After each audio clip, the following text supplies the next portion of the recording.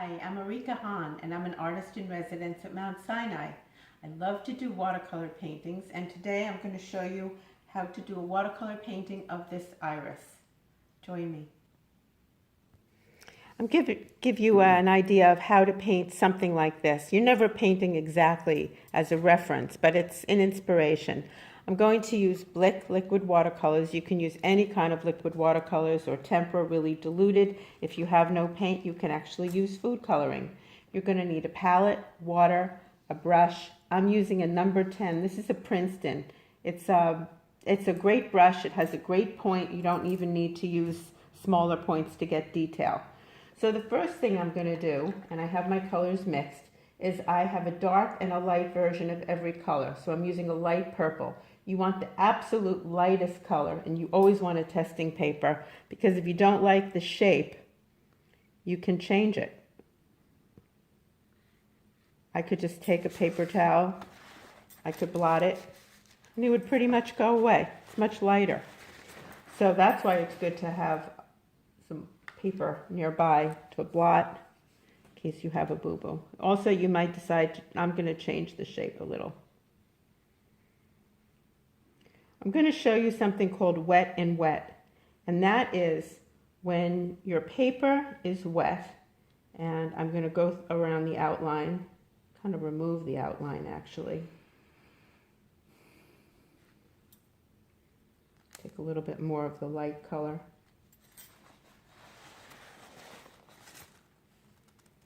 I actually like to hold paper in my hand in case I need it.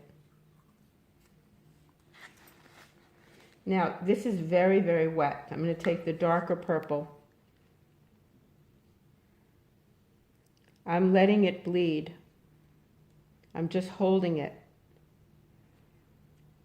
And then I can direct it a little bit if I want. Okay. I'm going to go with the tip of my brush, this thin line, and then I'm going to press. I'm going to let my brush form a shape. Wow, I didn't even have to dip it in. It's pulling the color from the stem. I'm going to do something else like that so you can see what I'm doing. I'm just using a very thin line, pressing my brush. This is a good brush. I can get a shape out of it, and then coming up to a point. I'm going to go into the dark color, just a little bit more color here.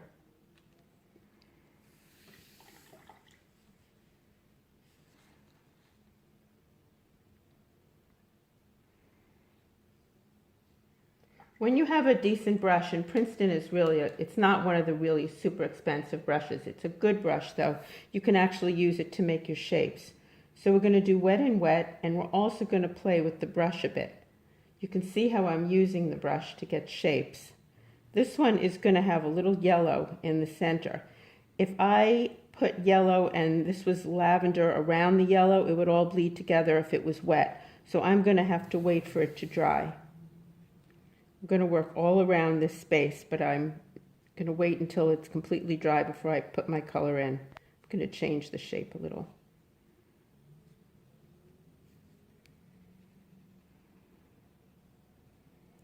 And now I'm going to show you again the wet and wet. This petal is nice and wet.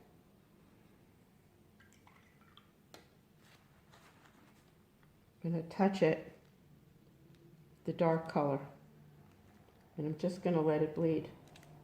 I'm going to let it do whatever it wants. It's doing exactly what I want, so I'm in luck today. I'm going to really clean my brush because now I'm going to do the green. I'm going to work with a diluted green. If I get really close to here and I touch the purple, the green's going to bleed into the purple, so I'm going to stay away from there. I'm going to start it. Kind of a grayish green. I'm going to go close to the purple, but I'm not going to touch it. That way I'll know where my stem is going to go.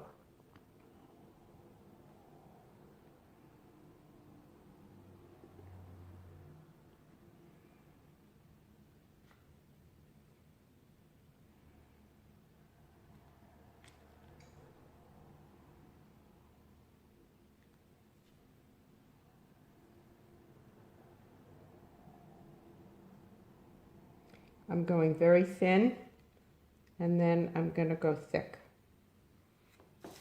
And I'm going to want a little bit of a darker green to bleed. I'm going to pull that up.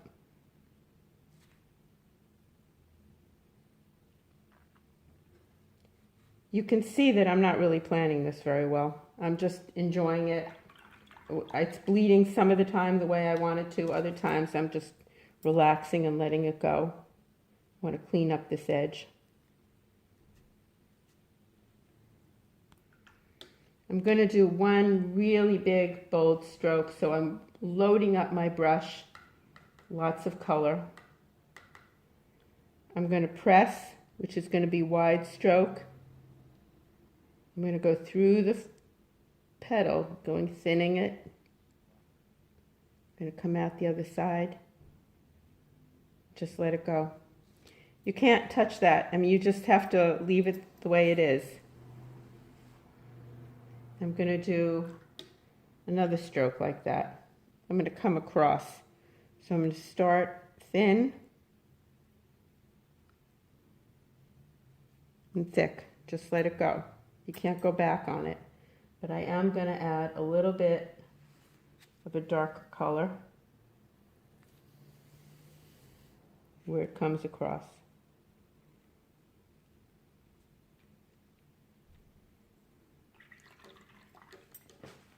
I would normally wait until it's totally dry, but I'm going to just tap it because I want to put the yellow in there, and I don't want the yellow to bleed excessively. So I'm lifting some of the purple.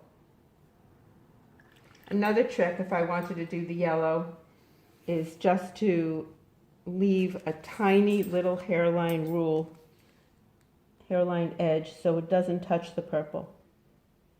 I have sometimes done it and I'm not careful enough. I can show you with this one.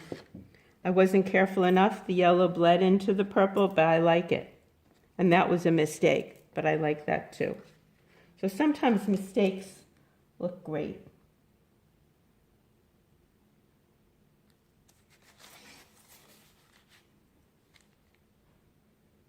I'm going to add a little bud.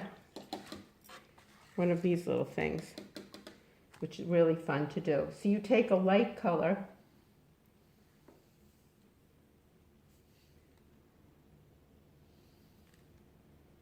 and I'm going to use the brush. I'm holding it down and I'm going to lift up. And on a bud, this bud, the darker color is going to be at the top. So the color is going to bleed down.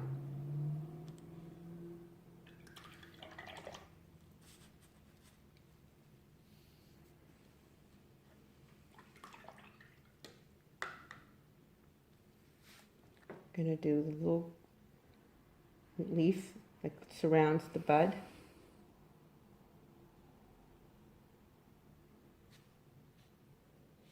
I'll make another one. These will be the leaves. Again, I'm using the brush to get the shape of the leaf. And the light purple.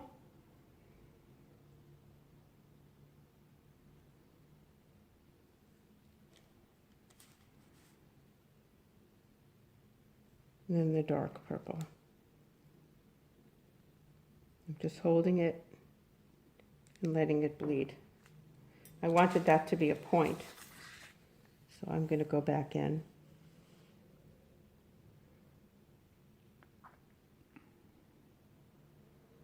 This thin line, because this is such a good brush, this is a number 10, and I can make teeny little lines with it. I love not having to change brushes.